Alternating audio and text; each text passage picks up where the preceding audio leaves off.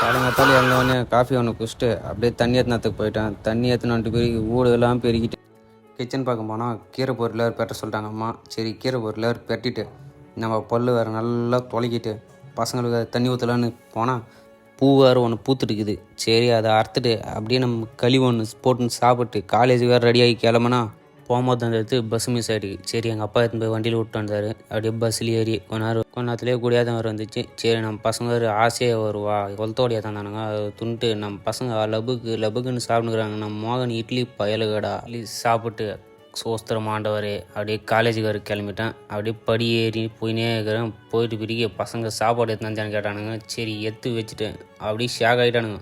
First பீரியடே income tax பெஜார் ஆயிடுச்சு. ஒரு certificate எனக்கு கொடுத்தாங்க.